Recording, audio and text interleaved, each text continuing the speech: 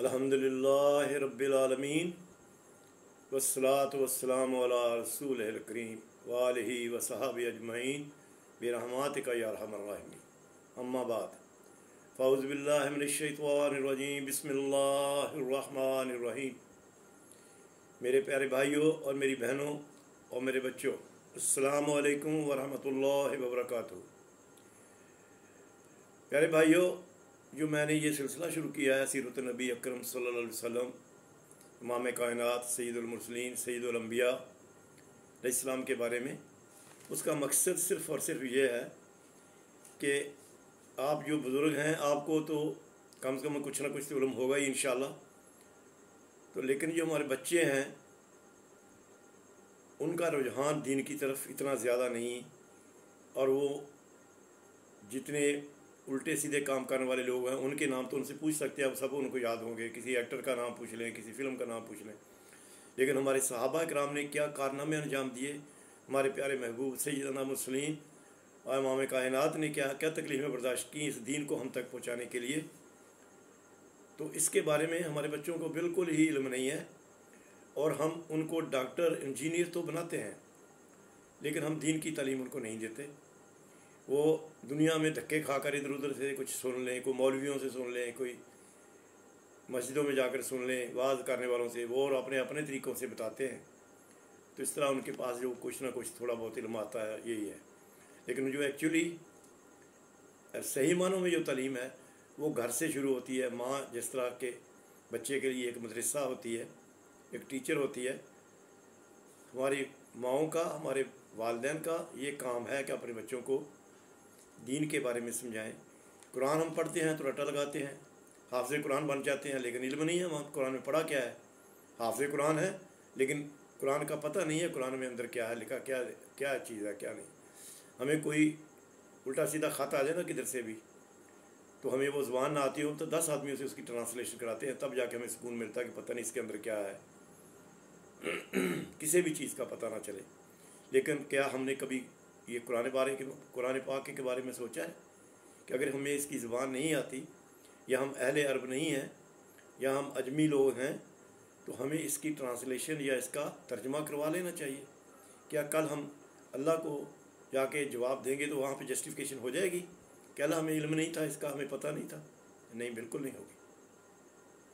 जिस तरह आप अपने किसी मामले के लिए 10 जगह पर पहुँचते हैं और फिर जाकर जब तक आप मुतमिन नहीं होते, आपको पता नहीं चलता क्या है, तो रुकते नहीं। इस तरह क्या हमने क्या कोशिश की अपने दीन के लिए। तो यही वजह है कि हमारे बच्चों को इल्म नहीं है। मैं वही अर्ज़ करना चाह रहा था कि मेरा इस बात का शुरू करने का मामला, यानी सीरत नबी अकरम सल्लल्लाहु अलैहि वसल्लम इमाम कायनात के बारे में, ये थोड़ा थोड़ा मैं बयान जो कर रहा हूँ, मैं चाहता हूँ कि थोड़ा थोड़ा एकदम बोझ ना डालूँ बच्चों पर या दोस्तों पर। थोड़ा थोड़ा बयान करते करते तो पूरी ज़िंदगी नबी वसल्लम की हम बयान करें, ताकि हमारे बच्चों को, हमारे बड़े भाइयों को, बहनों को, जिनको इल्म है माशाअल्लाह, जिनको नहीं इल्म है उन तक पहुँच जाए ये बात कि हमारे प्यारे महबूब सैयदना मोहम्मद मुस्तफ़ा सल्लल्लाहु अलैहि वसल्लम जो ख़ातमुल अंबिया है, ख़ातमुन नबीयीन है, सरदार हैं सब नबियों के, पैगम्बरों के, जिनको अल्लाह रब्बुल आलमीन प्यार करता है। फरमाता है कि जिस तरह मैं और मेरे फरिश्ते उन पर दरूद भेजते हैं, तो उन लोगों उन पर दरूद भेजो। तारीफ़ करते हुए कहता है व इन्नका अला खुल्क़िन अज़ीम, कि आप अखलाक की आला तरीन बुलंद तरीन मकाम पर हैं।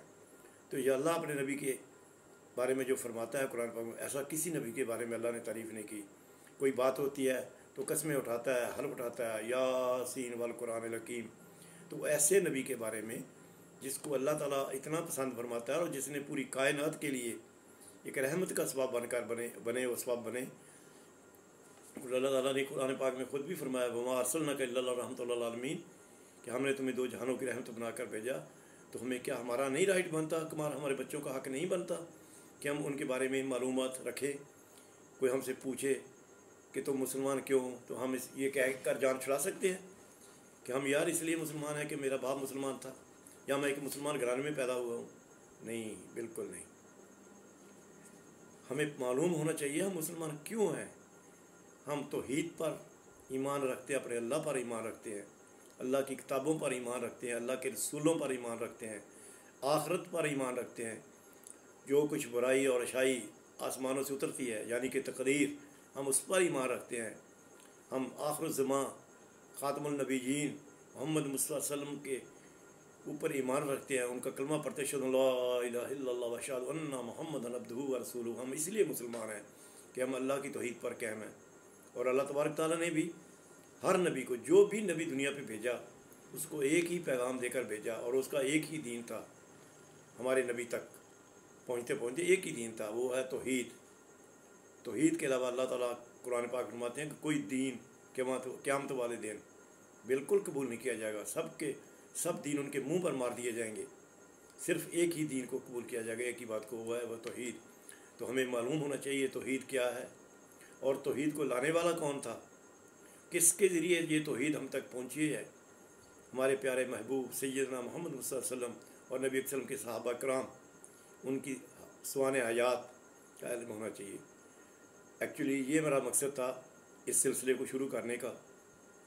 میں اللہ سے دعا گو ہوں کہ اللہ مجھے توفیق عطا فرمائے کہ میں اس کو کنٹینیو رکھوں ہمیشہ، جب تک میری زندگی ہے، اپنی زندگی کے آخری سانس تک اس سلسلے کو جاری رکھوں۔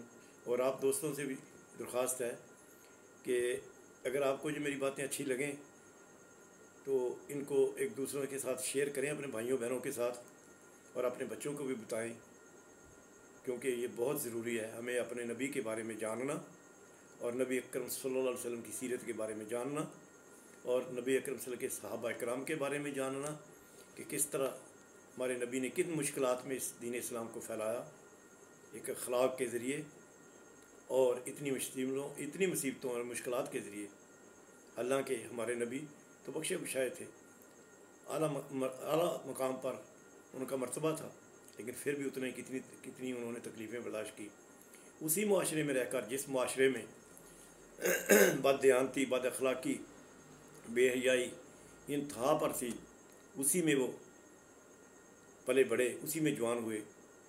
ان کے بچپن میں کتنے واقعات ہیں کہ وہ جب بچپن میں چھوٹے سے تھے، جس طرح یہاں پہ ہمارے گلی محلوں میں بچے مل کر بیٹھتے ہیں، مجلسیں بناتے ہیں، وہاں بیٹھتے ہیں اور الٹی سیدھی باتیں کرتے ہیں، گھڑی گڑائی باتیں کرتے ہیں، تو نبی صلی اللہ علیہ وسلم فرماتے ہیں کہ میں بھی ان میں شامل ہوتا تھا، تو جب وہ باتیں ایسی کرتے تھے، کوئی کہانیاں سناتے تھے، تو مجھے نیند آ جاتی تھی۔ سبحان اللہ، سبحان اللہ۔ اللہ تبارک تعالیٰ بچپن میں بھی ان کو ان باتوں سے بچائے رکھتا تھا۔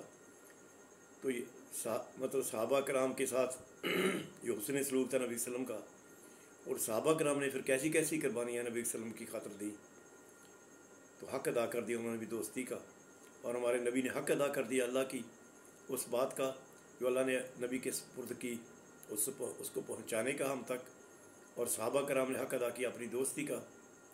تب ہمارا بھی حق بنتا ہے کہ ہم بھی حق ادا کریں امتی ہونے کا۔ اور سب سے بہترین طریقہ یہ ہے، جب ہم قرآن پاک کو پڑھیں تو ترجمے کے ساتھ پڑھیں۔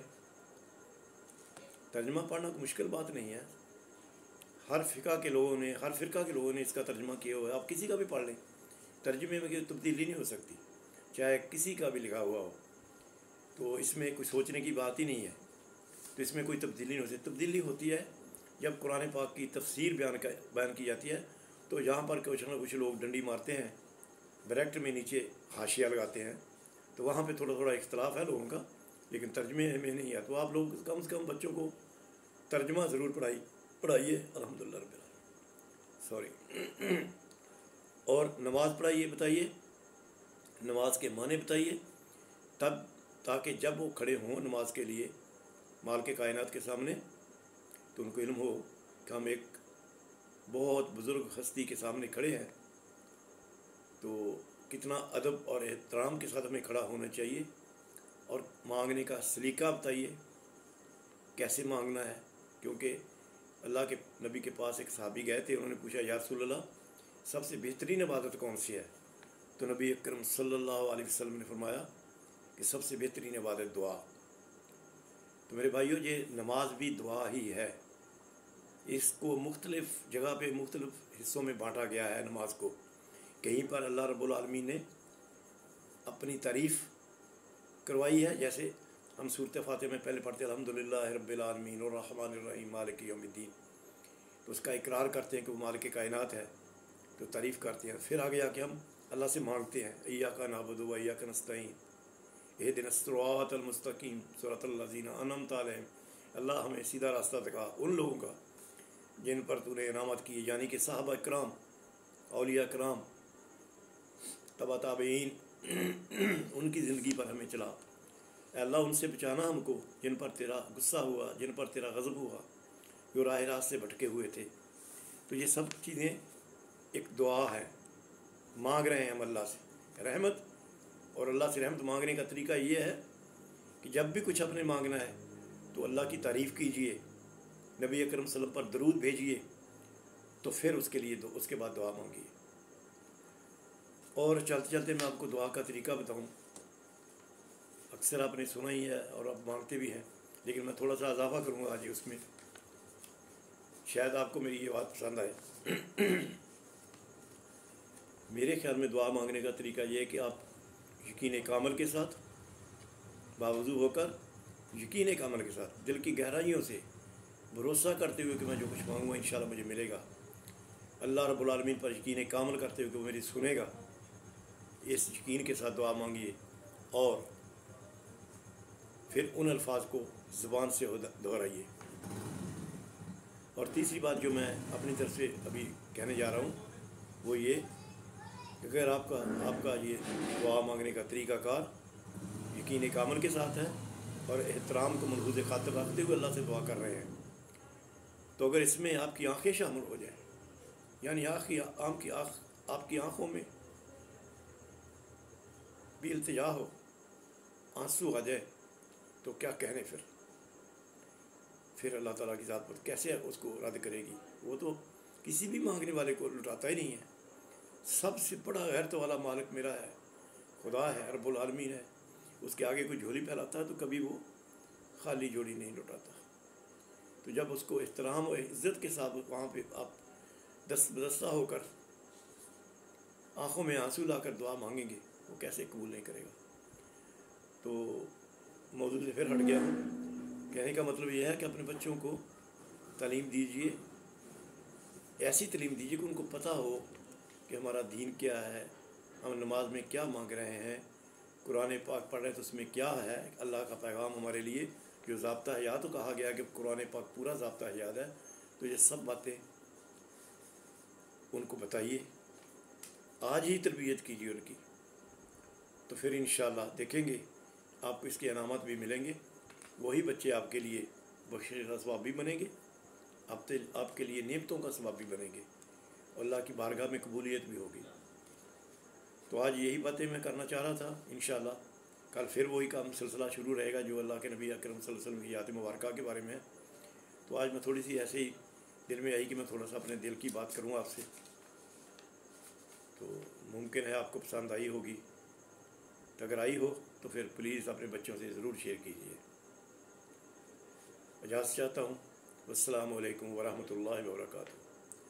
سبحان ربک رب العزت عما یصفون وسلام المرسلین والحمد للہ رب العالمین.